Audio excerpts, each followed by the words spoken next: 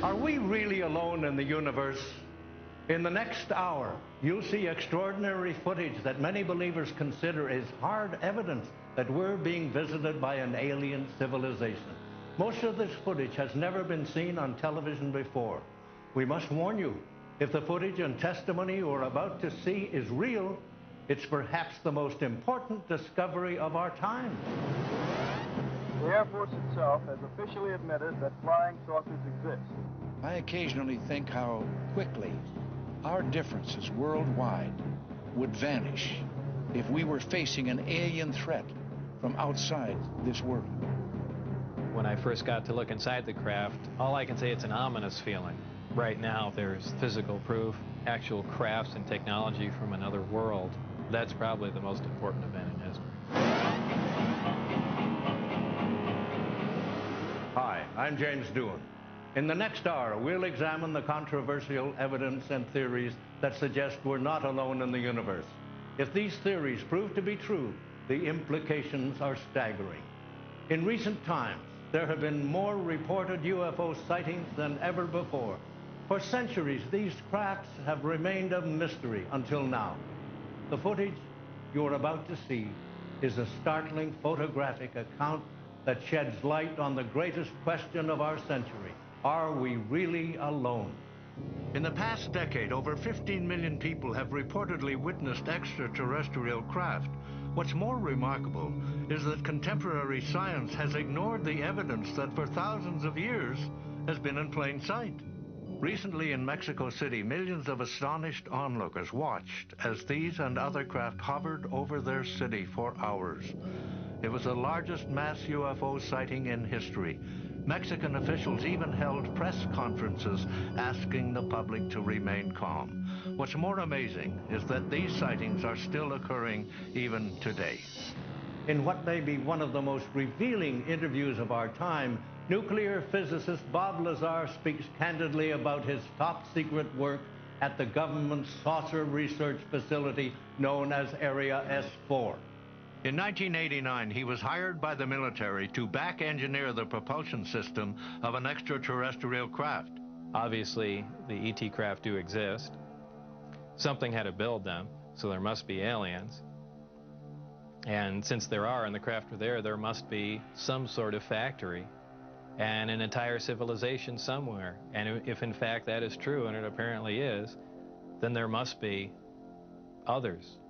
Contact cases are by far the rarest type of UFO sighting. In these instances, a ship or a number of ships are repeatedly sighted by a single witness over an extended period of time. Over the last several years, a Miami resident named Adrienne had what is now considered one of the best documented contact cases in history. At first, the sightings began occurring at some distance from his home, but it wasn't long before the craft began appearing over his backyard. This amazing video footage shows a glowing disc approximately 9 feet in diameter hovering just feet from his house. In the blink of an eye, the craft disappears. Once the footage is slowed down, we can clearly see the craft dematerialize frame by frame. Adrienne's contact case took place over a period of several years and was never reported to the authorities for fear of ridicule and reprisals. Among the numerous hours of footage taken, this sighting remains one of the most dramatic. It began at 10:03 p.m. on October the 20th, 1995, and took place over a 50-minute period. The encounter ended with Adrienne following the craft at high speeds down the freeway. Here we see the craft minutes after the sighting begins. This extraordinary footage has never been broadcast and is being shown here for the first time. Clearly, we can see the craft hovering silently over the homes below. These large crafts are commonly referred to as beam ships, or in some cases, motherships. They gained their reputation by their reported immense size and softly glowing light emitted by the craft's operation. Approximately 38 minutes into the sighting, the ship began hovering away from his house. He followed the craft in his car and stopped along the freeway to film it hovering near an apartment complex.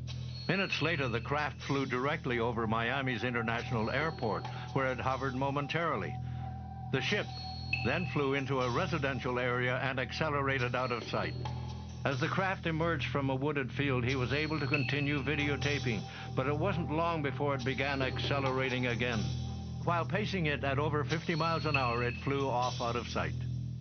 This slow motion enhancement clearly shows the craft as it's speeding along the shoreline. To this day, Adrienne maintains he is still experiencing the reoccurring sightings. When you hear the term UFO, most people think of a classic flying saucer or disc-shaped craft. But what you are about to see is an amazing series of unidentified flying objects that don't fit the typical description of an alien craft. Because of their size, these first craft are believed to be unmanned. They are referred to as probes because they appear to be closely monitoring our activities. This cylindrical-looking probe was videotaped outside Las Vegas, Nevada, where it hovered in the air for over 4 hours. The next day, the probe returned and was videotaped examining the power lines. Eyewitnesses described this probe as having its own searchlight. It hovered over the same residential area in Florida for 3 days. A similar object was videotaped in the skies over the city of Kobe, Japan. This dramatic footage was taken in London. After the glowing disc hovers, it lands in a parking lot and releases a probe. After the disc disappears, the probe can be seen leaving in another direction. This never-before-seen footage was taken of a probe as it scanned the coastline of central Florida. Clearly, we can see it appears to be intelligently controlled. The probe's 2 sections rotated as it monitors the activities of the photographer. And yet another water sighting. This odd-shaped craft slowly descends to the water's surface, where after pausing for a moment, it slowly rises and departs. Another probe-shaped UFO makes its way across the Florida night skies. The footage was taken from the photographer's car as he tried to keep up with the object. This videotape of 2 similar UFOs made international headlines. Eyewitnesses watched in amazement as these craft performed acrobatic maneuvers and even dodged an oncoming airplane. Cigar-shaped crafts were first observed in Germany in 1561. Since then, they have frequently appeared in UFO sighting reports. This cigar-shaped craft was filmed hovering in Rhode Island in 1967. A similar elongated UFO was videotaped in 1980 in the skies over Hagen, Germany. These pictures of a cigar-shaped UFO were taken in California. This UFO was photographed in Earth's orbit. Crowds gathered in Krasnodar, Russia, to marvel at this luminous cigar-shaped UFO. This dramatic footage was later broadcast on Soviet television. The evidence is overwhelming. No single program in history has ever amassed such a compelling collection of footage. We'll use computer analysis, optical enhancement, and expert testimony to help bring the truth to light. But first, when did these sightings begin? The evidence suggests that mankind has been visited since the dawn of time. Recently, researchers point to one undeniable event that sparked the largest wave of sightings in history: the detonation of the atomic bomb. Unknowingly, we had sent an invitation to the universe, establishing ourselves as an advanced civilization. The Air Force has officially analyzed the motives of possible visitors from space. Here is a direct quotation from the official report. Such a civilization might observe that on Earth we now have atomic bombs. We should therefore expect at this time above all to behold such visitation. As early as 1947, alien craft began responding to our open invitation by arriving in large numbers. If advanced civilizations wanted to monitor our nuclear technology, New Mexico was the place to be.